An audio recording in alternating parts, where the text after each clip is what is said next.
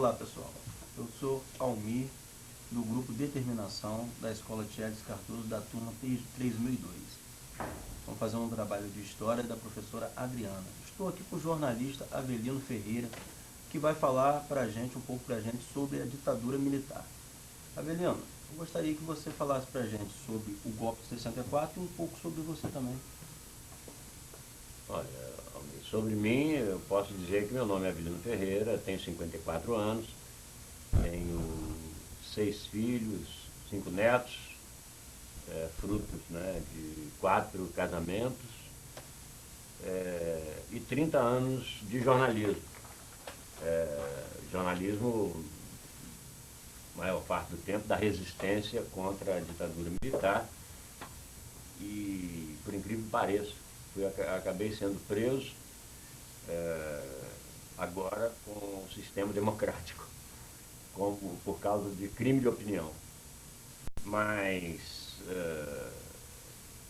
vamos falar sobre o golpe de 64 e eu gostaria de dizer o seguinte,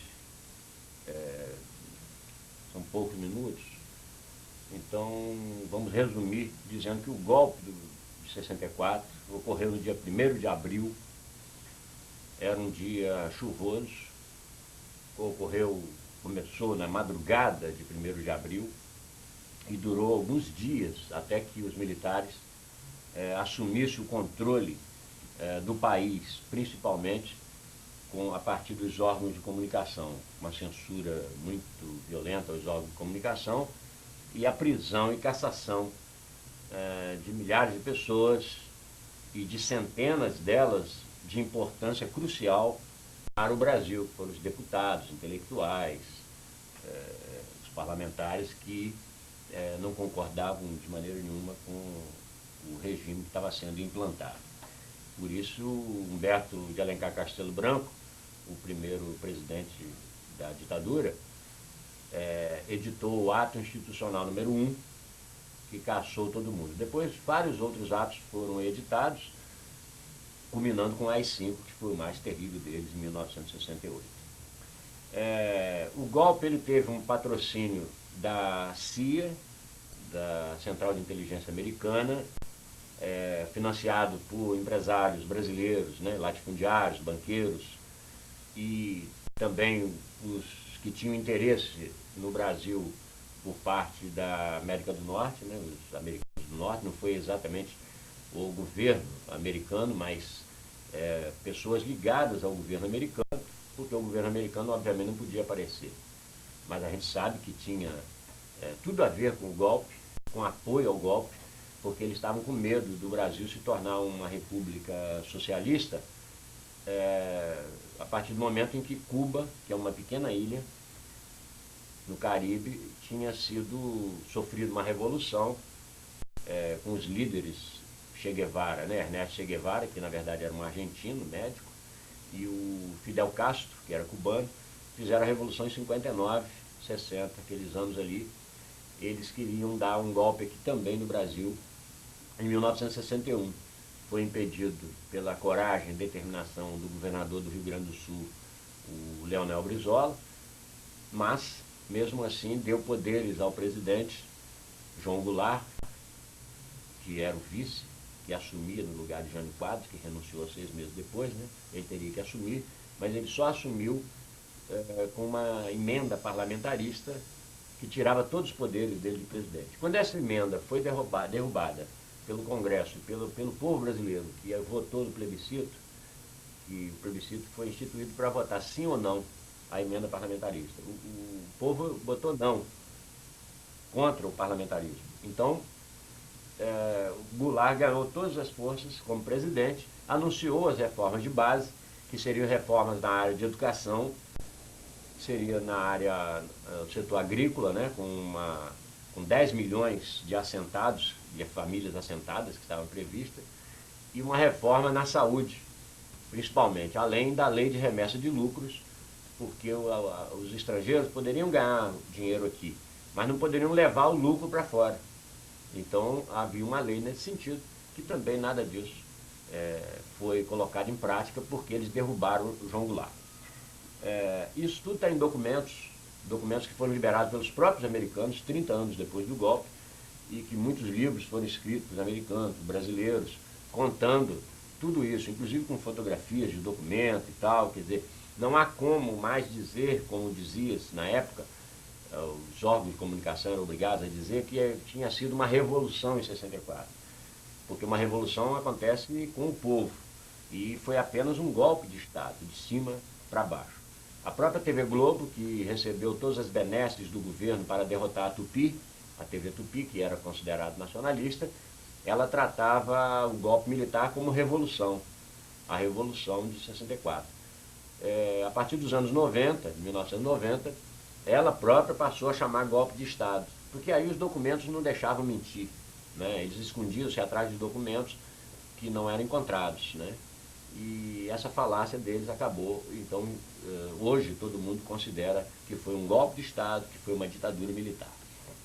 O que os americanos queriam era tomar conta do Brasil, que era o maior país da América Latina, e tentaram isso desde Vargas, depois com Juscelino, o Jânio renunciou com 6 meses, e finalmente com João Goulart. Então, era o grande temor que eles tinham, né, porque o João Goulart era ligado aos trabalhadores, eles derrubaram João Goulart.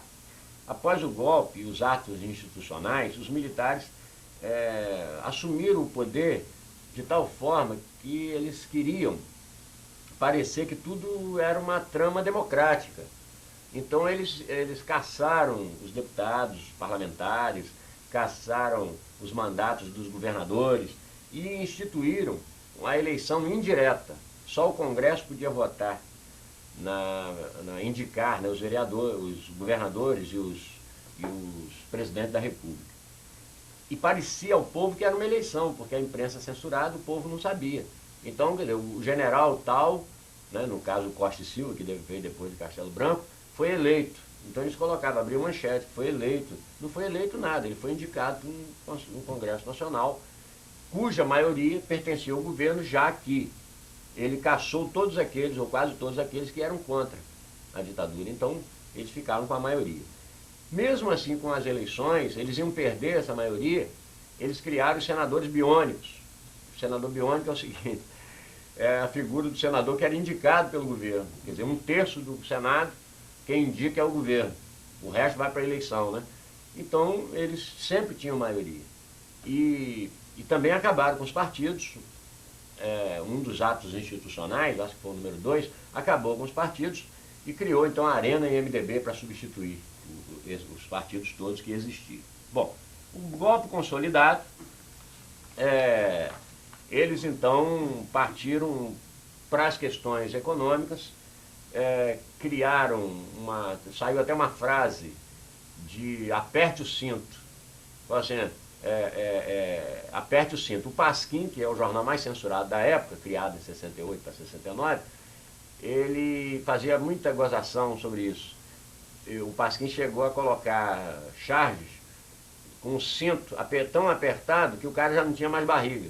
Ou seja, o povo brasileiro era para apertar o cinto, porque o dinheiro que estava sendo arrecadado tinha que servir aos empresários, latifundiários e banqueiros para aplicar em grandes obras, em grandes indústrias, crescer o bolo e depois desse bolo crescido, distribuir a riqueza.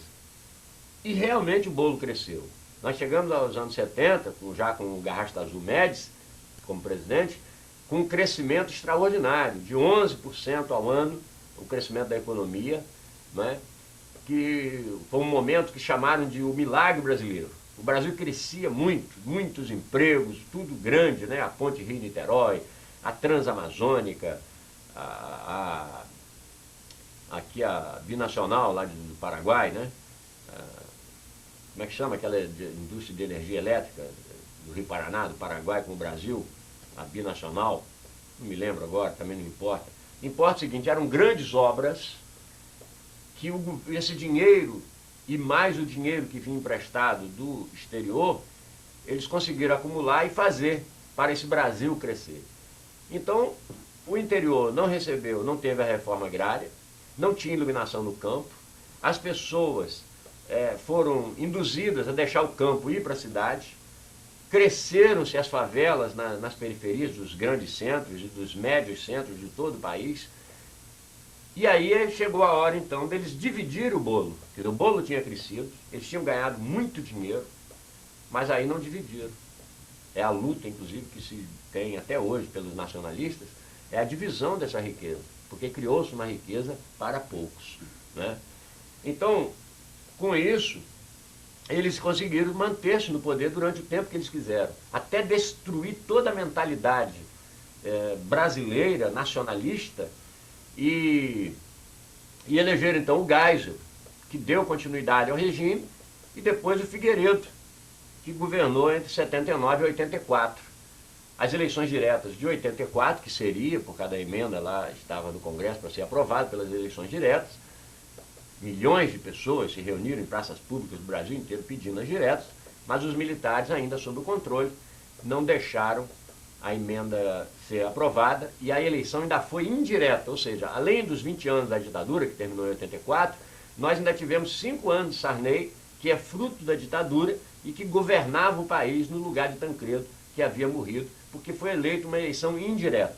Ou seja, então pode-se dizer que os militares mandaram, né, esse sistema da ditadura de 64 até 1989, quando foi eleito então o presidente diretamente.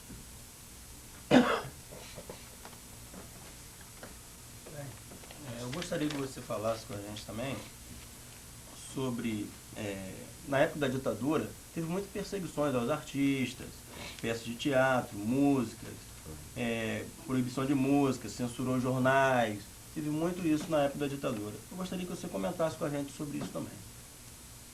Olha, para quem não sabe, para quem não viveu esses anos, não estudou muito esses anos, fica difícil ter uma ideia do que era, na verdade. E mesmo que passe muitas novelas, que passe filmes falando sobre o assunto, dificilmente vai se ter uma ideia do que realmente aconteceu. Por exemplo, as reuniões estavam proibidas. Então, se você tivesse que reunir muita gente na sua casa para um aniversário, você tinha que comunicar ao delegado que haveria uma reunião na sua casa. As pessoas tinham medo, pavor, porque qualquer coisa dava o direito de você ser preso. E eles prendiam muitas vezes, mas muitas prisões, eles chamavam de prisões não, eram detenções para averiguação. Porque você tinha reuniões, ou porque um vizinho dedurou você. Falou assim, olha, fulano é comunista, porque comunista era sinônimo, não é, de marginal, era sinônimo de coisa ruim. Então as pessoas denunciavam quem queria como comunista. Então as pessoas eram presos, geralmente espancados, muitos torturados e mortos. Teve um caso de um advogado, até famoso, né, que ele foi esquartejado. Ele combatia a ditadura, prenderam ele em casa e cortaram e enterraram em lugares diferentes, um braço, outro braço, uma perna, outra perna, uma cabeça. Tanto é que quando o Brizola ganhou o governo do Estado em 82, começando a governar em 83, ele mandou escavadeiras para vários lugares arenosos, onde supostamente teria escondido os pedaços dessa pessoa, desse companheiro, para descobrir, a partir dali, né, descobrir como é que era, onde foi, o que aconteceu realmente, a partir de denúncias anônimas. As escavadeiras abriram crateras em vários lugares. Infelizmente não encontraram os pedaços dos corpos, né? Então, mas isso era comum na ditadura. Mas por mais que se mostre isso em filmes, não mostra o momento, as pessoas viviam com medo. Enfio criou um personagem chamado Baldo, o paranoico, que era um rapaz, assim, uma charge, né? Criou um desenho. O Enfio, irmão de Betinho, que morreu agora há pouco tempo, que criou, né, foi um dos críticos do governo, criou essa questão da bolsa de alimentos, muito preocupado com a fome do brasileiro. O Enfio, então, ele era chargista, mineiro, e fez uma charge, ficou muito famosa, e depois virou quadrinho com o Baldo. O Baldo, ele era tão medroso que ele andava na rua e qualquer sirene que tocava, qualquer militar, qualquer pessoa vestida de verde, né, que é os uniformes dos militares, ele mijava nas calças. Quer dizer, era para mostrar o pavor que as pessoas tinham dos militares, né? Eles entravam em cinema, paravam o filme e com a lanterninha para ver quem que tinha escondidos no cinema, porque alguém fugia às vezes dele na rua e entrava no cinema. Eles tinham carta branca para tudo, porque o AI-5 era um ato que deu direito de rei ao presidente da República. E a partir dali, os próprios militares, independentemente da ordem dos generais, eles já abusavam do poder. E tanto que ficou famosa uma frase assim: você sabe com quem você está falando? Sabe com quem você está falando? Quer dizer, tipo assim, você sabe de quem eu sou filho, ou de quem eu sou amigo, ou de quem sou eu? E eles viviam assim. E o povo com medo. E uma censura muito grande, ao ponto das televisões e jornais serem proibidas de falar a palavra operário, não podia falar proletário, não podia falar greve. Quer dizer, várias palavras não podiam ser ditas na televisão. Tinha um censor dentro das televisões para censurar. Então, os artistas, eles não suportaram essa situação, né? Eles mais livres, com um pensamento mais livres, eles foram para os teatros e antes das peças falavam algumas coisas. As próprias peças, escolhidas por muitos deles, mostravam essa coisa da repressão, etc. E eles então invadiam o teatro, prendiam os artistas, processavam, músicos principalmente. Aí eles passaram a censurar tudo. Quer dizer, você tem letras de músicas para gravar, tinha que passar pela censura. Passando pela censura, eles riscavam lá o que era proibido, ao ponto de Chico Buarque, para gravar um disco, ele foi obrigado a usar o nome de Julinho de Adelaide. Ele criou o nome, Julinho de Adelaide. Aí gravaram. Depois que gravaram, descobriram que era o Chico. Aí tentaram proibir o disco, até proibiram as músicas e tal. E algumas músicas, né, falavam sobre a ditadura. Mesmo que o povão não entendesse. Mas a opinião pública não entendia e ele mandava o recado através das suas músicas. E tantos outros problemas que houve com os artistas, e um deles, que tem que ser referido, talvez o principal, não por ele enquanto pessoa, mas pela obra que ele criou, que é Geraldo Vandré. Geraldo Vandré vence o Festival Internacional da Canção de 1968, que é o ano do AI-5. O festival, quem ganhou o festival foi Sabiá.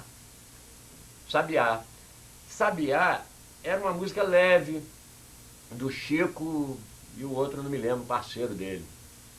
E o Geraldo Vandré ficou em segundo lugar, mas o povo queria o Geraldo Vandré em primeiro, porque disparada é anterior, que também é dele, né? Cantado por Jair Rodrigues. O povo votou, quer dizer, queria, para não dizer que não falei das flores. E por que ele fez essa música?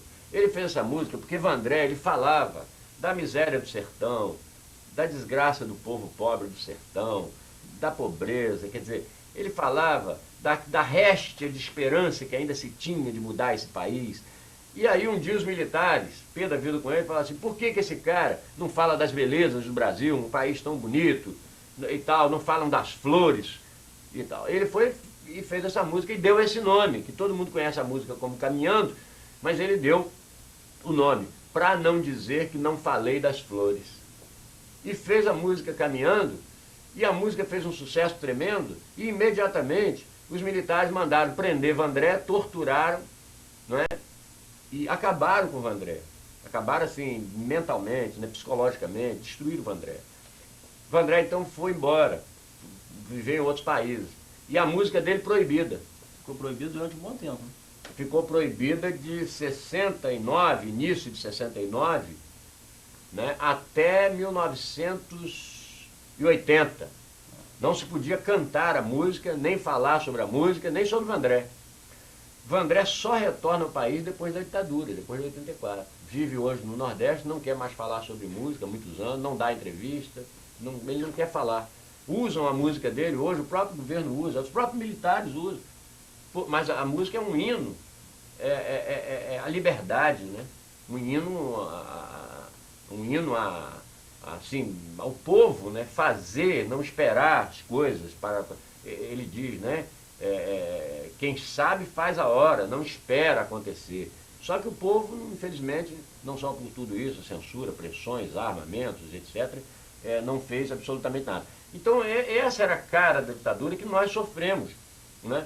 Qualquer pessoa podia ser pego, ser preso na rua. Eles inventaram na época também o seguinte: quem não tinha carteira assinada era marginal. Então, você estava andando nas ruas, a polícia pegava você para averiguação. Sua carteira de trabalho não estava assinada. Porque hoje não está também, não tem emprego para todo mundo, as pessoas estavam... Então, aquelas levas de pessoas pobres que iam para as grandes cidades, como Rio de Janeiro, São Paulo, eles eram pegos e não tinha carteira assinada, tinha até a carteira de trabalho, mas não tinha assinada, eram levados, presos, e às vezes até sofriam maus tratos, sofriam constrangimentos e tortura, justamente porque não tinha arranjado um emprego, não tinha uma carteira assinada. Entende? Os fuzileiros navais, eles ficavam das estações de trem do Rio de Janeiro, por exemplo, alcancei isso durante muitos anos, com aqueles cacetetes de madeira enormes, uns cacetetes enormes, batendo nas pessoas, qualquer brincadeira que se fizesse. No carnaval, as pessoas tinham medo de brincar, porque qualquer manifestação maior assim, carnaval sempre acontece, as pessoas bebem, brincam e tal, e até brincavam até com os militares. Eles pegavam aqueles cacetetes de madeira, enfiava o pau nas pessoas, em todo mundo. Eles tinham poder sobre tudo. Era um poder de rei, como diz, que o AI-5 deu. Então, realmente, os artistas sofreram muito, mas resistiram, né? Aqui em Campos nós tivemos Wilson Churchill Rangel, que é um autor de teatro, um dramaturgo de primeira linha. As peças de Churchill, 4 ou 5 peças da década de início dos anos 70, do final dos anos 60 70, foram todas censuradas. Assim como Plínio Marcos, né, autor de Varrela, de Dois Perdidos, Uma Noite Suja, que virou filme, virou peça de teatro, era peça de teatro e tal, famoso. E o Plínio Marcos teve todas as peças dele censuradas. Assim como Vianinha e tantas outras pessoas do teatro e do cinema foram perseguidas, presas e torturadas. Então, quer dizer, em relação aos artistas e tal, eu acho que é isso que eu tenho a dizer, e dizer que foi muito triste essa questão. Bem, para terminar, Verdun, eu gostaria que você falasse sobre as consequências da ditadura militar para o país e para as gerações que vieram depois da sua. Olha, amigo, eu trouxe aqui um livro para ver se a câmera consegue captar. Um livro. Aqui nós temos várias pessoas que foram presas, torturadas. Nós temos aqui, nessa foto, os jovens que lutaram contra a ditadura, entre os quais, está aqui na ponta, o segundo aqui, é o Zé Dirceu. Ali no meio está o Vladimir Palmeira, que hoje é candidato ao governo do estado do Rio. Então, essas levas que foram presas de estudantes, universitários, geralmente de classe média, eles foram trocados, só foram salvos porque foram trocados. Esse grupo aqui foi trocado pelo embaixador que está aqui embaixo, Charles Elbrick. Ele foi trocado pelo embaixador, que os colegas deles que não estavam presos sequestraram e exigiram a troca por esses presos. Aqui também nós temos, por exemplo, desculpe passar assim, mas é uma forma que tem, por exemplo, tem a morte do Marighella, que foi assassinado pelo delegado Flori, né? A morte do Marighella, ele está aqui o rosto dele, metralhado, aqui o vidro do carro todo metralhado, né? E aqui o pessoal que era ligado aqui em cima, ligado ao Marighella, que eram os padres, que protegiam os jovens, protegiam as pessoas que queriam a democracia no país. Está aqui o Frei Beto, o Frei Fernando, o Frei Ivo. O Beto, esse aqui do meio, ele está aí escrevendo inclusive livros contra, da época do regime. Aqui tem um documento, se a câmera puder pegar, um documento, um telegrama. Esse documento é americano, para provar, né, que esse livro, o Gaspari, Hélio Gaspari, ele mostra com documentos como que os americanos interferiram nessa questão, né? Aqui na frente nós temos um dos baluartes da igreja, que ficou a favor também da democracia, que era acusado de subversivo e comunista, né, pela ditadura, que é Dom Helder Câmara. Dom Helder Câmara falando em Paris sobre a ditadura militar no Brasil, ele que também esteve fora do país, ele que sofreu muitas pressões, né? Aqui na frente nós temos, se me permite, que eu acho importante, é um soldado morto nos porões da ditadura, né? Um soldado, não, perdão, uma pessoa, né? Morta, eles matavam na banheira, dando choque elétrico, botava fios, né, no pênis, né, pegava o buraquinho do pênis e botava um fio assim e dava choque. Nas mulheres eles colocavam nos seios, no bico dos seios e davam choque, né, além dos espancamentos, né. Então as pessoas confessavam que não tinham feito. Aqui nós temos mais grupos de jovens também, revolucionários, né, das vanguardas, que foram trocadas por embaixadores, um embaixador suíço, um embaixador alemão, né? Nós temos aqui um grupo, né? E aqui do lado, se a câmera puder pegar, tem um avião, vai ver que tem uma foto, né? Ó, essa foto, tem um avião, porque os revolucionários exigiram do governo brasileiro, que eles não queriam dar de jeito nenhum, a saída de 70 presos que tiveram que viver exilados no exterior, mas só não foram mortos porque ele foi sequestrado, o embaixador alemão e o embaixador suíço, e trocado por eles. Então eles deixaram o país, né? Tá aqui os embaixadores. Então, aqui em Campos, aqui, por exemplo, nós temos os corpos de Lamarca, que foi do Exército, né? Importantíssimo. Ele era do Exército, um militar de primeira linha, um grande atirador, respeitado, só que as torturas que faziam aos civis, ele era contra. Então ele se rebelou contra o Exército. Mas ele foi pego, doente, no sertão da Bahia, foi perseguido, as pessoas deduram, né, infelizmente. Aqui ele está ensinando alguém a atirar. E também, aqui, se a câmera pega aqui, eles colocavam todo mundo como terrorista. Então, ele botava nas delegacias, em todos os lugares, ele botava assim, procurados, terroristas procurados. E botava assim, se você souber do paradeiro, informe, porque eles são perigosos. Quer dizer, como se as pessoas fossem bandidas, perigosas. Então eles colocavam, mas foram milhares de pessoas que eles colocaram isso para que a população dedurasse, denunciasse. Não é? Então, eu gostaria só mais um pouco, talvez importunando aqui, mas que eu acho importantíssimo como Campos também participou, entendeu? Que eu acho, essa foto aqui, não sei se dá para pegar a câmera, essa foto, nós temos aqui o ex-presidente Juscelino Kubitschek, ao lado de Barcelos Martins. Quem está falando aqui no alto é o Antônio João de Faria, que é o fundador do primeiro Sindicato dos Trabalhadores Rurais do Brasil. Aqui do lado tem o Zé Alves, foi numa reunião muito importante aqui dos sindicatos, aqui no alto da rodoviária. Na foto aqui embaixo, nós temos uma das maiores figuras que Campos já teve, que é o médico, humanista, deputado federal, cassado pelo AI-1 e proibido depois de exercer a medicina, Adão Pereira Nunes. E do lado Ivan Serra Peçanha, Ivan Serra, advogado, que também teve que fugir em 64. Nós temos aqui Adão já mais velho, Adão Pereira Nunes, sendo entrevistado por mim, e falando justamente sobre a redemocratização do país. Nós temos João, esse aqui foi importantíssimo, porque ele foi perseguido 15 anos, tido como marginal, como bandido. Ele era ferroviário, né? Até que depois de muita luta é que reconheceram, né, o papel dele de 64.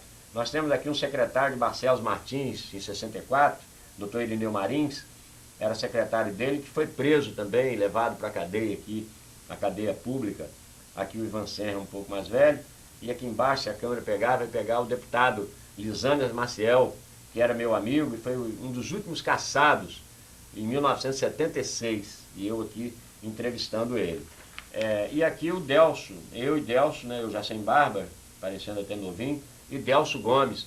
O Delso foi preso em 64 e ficou 7 meses na cadeia.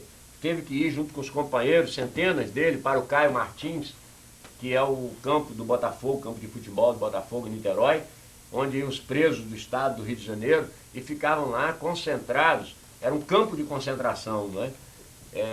E todo mundo jogado sob ameaça de armas. E os campistas depois foram provados, que não queriam nada demais. O que essa gente queria era a democracia, um sistema aberto, democrático. Né? Então, o que eu poderia dizer para os estudantes, e dizer que consequências teve esse golpe? A consequência foi tudo que os americanos queriam. Né? Nós americanizamos o nosso pensamento, nós somos individualistas, que nós não éramos, nós éramos solidários.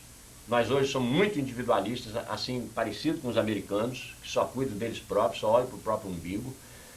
Essa não solidariedade não ajuda com que as pessoas enxerguem o outro. O outro, para mim, é uma coisa. Eu vejo coisas, objetos. Eu já não tenho o outro como ser humano igual a mim. Os americanos pensam dessa forma e fez com que o brasileiro pense dessa forma. Então você hoje ouve, embora as pessoas queiram parecer solidárias, ouve dizer assim, não, eu tenho que cuidar de mim. Não, os meus primeiro. Né? O esperto é o que leva vantagem em tudo, eu tenho que levar vantagem, senão eu sou bobo. Ou então ele diz o seguinte, cada um por si, Deus para todos. Que é uma forma de dizer o seguinte, ó, eu cuido da minha vida, você cuida da sua. Os muros foram crescendo, independentemente da marginalidade, do medo dos assaltos. Né? As pessoas foram criando muros para evitar o vizinho, para evitar o outro. Então, essa americanização do nosso pensamento foi o que eles queriam para controlar a gente. E nós somos controlados sem saber, nós somos robôs sem saber. A sociedade brasileira, ela pensa que pensa. Na verdade, ela só pensa o que eles querem que ela pense. Né? E isso é muito sério, porque se não for um estudo muito profundo dessa época, se não for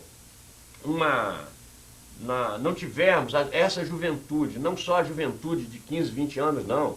As pessoas que com 30 anos, com 40 anos, né, que têm hoje seus filhos também, com 15, 20 anos, se não reagirem em termos mentais, em termos de ter uma mente nossa, brasileira, solidária, contrária aos americanos, o que querem os americanos do norte, individualistas, nós não mudaremos esse estado de coisas, nós só afundaremos cada vez mais no abismo em que nós entramos. Então, o que eu diria é que as consequências, quer dizer, foram essas, dessa individualização, a concentração da economia. 10% hoje detém 50% da renda nacional, quer dizer, de toda a riqueza nacional, 10% da população detém Você vê pessoas andando de helicópteros, de aviões particulares, e dono de tantos imóveis, fazendas, etc., e vê as pessoas passando fome. Só existe fome porque não há distribuição de renda. Hoje nem se discute mais distribuição de renda. Distribuição de renda para os ricos ou para o governo atual, principalmente, ou inclusive, é da bolsa de compra. Porque se você não está morrendo de fome, a renda está distribuída. Não é isso. Se você pegar a renda per capita, você vai ver que todo mundo poderia viver bem melhor.